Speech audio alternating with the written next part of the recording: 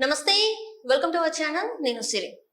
మనందరికి తెలిసిన విషయం ఏంటంటే, తన అభిమాని అయిన రేణుకా స్వామిని ఏమంటారు మర్డర్ చేసిన కేసులో అయితే కన్నడ నటుడు దర్శన్ ని అరెస్ట్ చేసి జైల్లో ఉంచిన విషయం తెలిసిందే. కాకపోతే అక్కడ ఏంటంటే తనకి నిద్ర పట్టట్లేదు అని చెప్పేసి కొన్ని కోరికలు కోరుతున్నాడు అనమాట. అందులో ఏంటంటే ముఖ్యంగా సిగరెట్ కావాలి అని చెప్పేసి అయితే తను కోరినట్టు తెలుస్తుంది.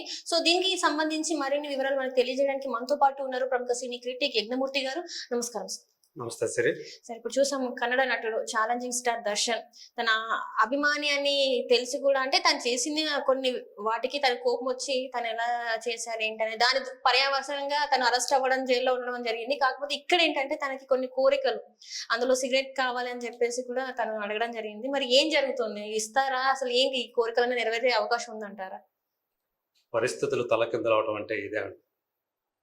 అంటే ఒక ఛాలెంజింగ్ స్టార్గా అభిమానులు పిలుచుకున్నటువంటి Kannada star actor Darshan. So ఇవాళ అతను కన్నడ చిత్రసీమలో టాప్ హీరోల్లో ఒకడు. సో రీసెంట్గా కాటేర్ అనే ఒక సినిమా రిలీజ్ అయింది. సలార్ మీదకి పోటీగా రిలీజ్ చేసి హిట్ సాధించాడు. సో అలాంటి హీరో అతను. దానికి ముందు యజమాని అనే సినిమా కూడా ఒక బ్లాక్ బస్టర్ హిట్. అట్లాగే కురుక్షేత్ర అని చెప్పేసి, అది మహాభారతం, ఆ కురుక్షేత్రం సంగ్రామాన్నే ఒక పాన్ ఇండియా ఫిల్మ్గా రిలీజ్ చేశారు. తెలుగులో కూడా ఆ సినిమా రిలీజ్ అయింది. అందులో దుర్యోధనుడిగా యాక్ట్ చేశాడు. అలా కీలకమైనటువంటి పాత్ర మనకు తెలుసు మహాభారతంలో. సో ప్రధానమైనటువంటి విలన్ అంటే అతనే కదా. అలాంటి దర్శన్ ఈరోజు జైల్లో ఆ కటకటాల వెనక చెప్పకూడు తింటూ ఉండటం, రావటం అనేది అంటే తను తీసుకున్న గొత్తులో తనే పడ్డాడు కదా, అట్లా చెప్పుకోవాలి. సో మీరు అన్నట్టు అతను సిగరెట్ తాగే అలవాటు ఉంది కాబట్టి చైన్ స్మోకర్ అని చెప్పేసి చెప్పుకుంటారు. అందుగురించి జైలు సిబ్బందిని ఒక సిగరెట్ ప్లీజ్ అని చెప్పేసి అలా బతులాడుకోవాల్సినటువంటి పరిస్థితిలోకి వచ్చాడు. అంటే తను కావాలంటే రోజుకి ఎన్ని సిగరెట్లు అయినా బయటెత్తే అంత ఖరీదైన సిగరెట్ కూడా తాగగలడు. కానీ జైలుకి వచ్చేటప్పటికి అవేవి అందుబాటులో ఉండట్లేదు అనుకుంటా. అందు గురించి భోజనం పెడుతున్నప్పుడు కూడా దానికంటే ముందు సిగరెట్ కావాలి, భోజనం లేకపోయినా పర్వాలేదు, సిగరెట్ కావాలని చెప్పేసి అడుగుతాడని చెప్పేసి అంటూ ఉన్నారు. ఒక్కసారి కనుక ఈ జరిగినటువంటి కొద్ది రోజులుగా జరిగిన పరిణామాలు చూస్తే, రేణుకా స్వామి అనే అతను ఒక మెడికల్ షాప్ లో పనిచేసుకునే ఒక కుర్రాడు, పైగా దర్శన్కి అభిమాని. కాకపోతే ఏంటంటే తాము ఎవరినైతే అభిమానిస్తామో ఆ హీరోల యొక్క వ్యక్తిగత జీవితంలో కూడా అభిమానులు వాళ్ళు చొచ్చుకొని పెడుతున్నారు. సో దాన్ని కూడా పరిశీలనగా చూస్తున్నారు. సో దర్శన్ చూసుకుంటే చాలా కాలం క్రితమే విజయలక్ష్మి అనే ఆమెతోటి వివాహమైంది.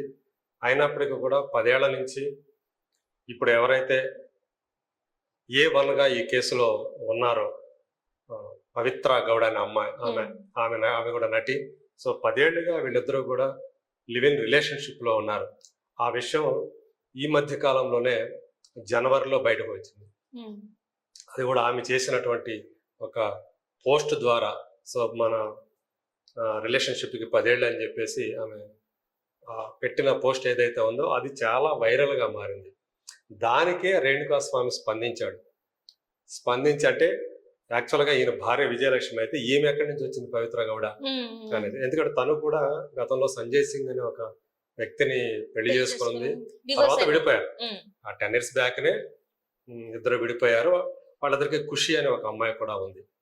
సో ఆ అమ్మాయి బర్త్డే వేడుకలో లాస్ట్ ఇయర్ కూడా సెలబ్రేట్ చేసుకున్నప్పుడు పక్కనే దర్శనం ఉండడం, దాన్ని ఆమె పోస్ట్ చేయడం, దానిపై విజయలక్ష్మి మా ఆయన ఎందుకు పెడతావు నీ పోస్ట్లో, సో మా వ్యక్తిగత జీవితాల్లోకి ఎందుకు వస్తున్నావు అని చెప్పేసి ఆమె దానికి రెస్పాండ్ అయిన విధానం, ఇవన్నీ కూడా చాలా వివాదాస్పదాలు అవుతూ వచ్చినాయి. సో పైగా ఏంటంటే కొంతకాలం క్రితం తను మంగోలియా నుంచి ఒక బాతుని తను ఇంపోర్ట్ చేసుకొని తన ఫామ్ హౌస్లో పెట్టుకున్నాడు. అది కూడా వివాదాస్పదం. యాక్చువల్గా అలా దాన్ని 4 బార్ అంటే ఆ బాతుకి ఏంటంటే తల మీద 4 చార్లు ఉంటాయి అనమాట. 4 బార్ హెడెడ్ గీస్ అంటారు దాన్ని. అంటే అదే స్పెషల్ అయినటువంటి ఒక బాతు. దాన్ని అలా మనం అనుమతి లేకుండా, ప్రభుత్వ అంటే అటవీ శాఖ అనుమతి లేకుండా దాన్ని తీసుకొచ్చి మన ఇళ్లలో పెట్టుకోకూడదు. సో అట్లా ఇలాంటి ప్రవర్తనతోటి అతను చాలా వార్తలోకి ఎక్కాడు. అలాగే విజయలక్ష్మి కూడా ఒకసారి నన్ను కొట్టాడని చెప్పేసి ఆమె అవును కేసు సార్. పెట్టింది. అప్పుడు కూడా అప్పుడు జైల్లో జైల్లో ఉన్నాడు. ఉన్నాడు. తర్వాత ఇద్దరు కోర్టు బయట కాంప్రమైజ్ అవడంతో మళ్ళీ సో బయటకు వచ్చాడు.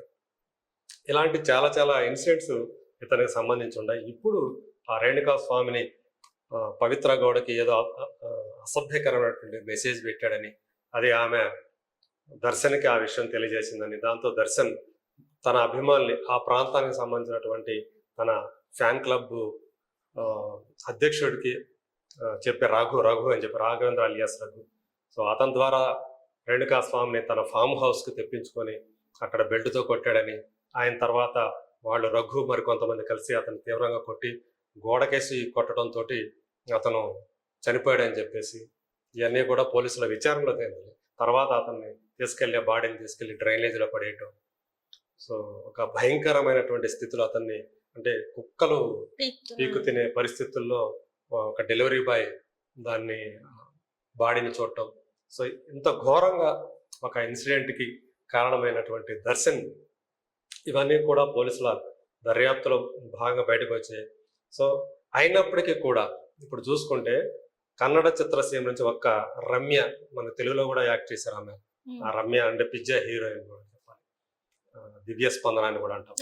ఆమె తప్ప ఇంకెవ్వరూ కూడా, అంటే ఎంతమంది స్టార్స్ లేరు, శివరాజ్ కుమార్ దగ్గర నుంచి, ఉపేందర్ దగ్గర నుంచి, యష్ దగ్గర నుంచి, వీళ్ళెవ్వరూ కూడా ఈ ఇన్సిడెంట్ మీద దర్శన్ గురించి ఒక పల్లెత్తు మాట మాట్లాడలేదు.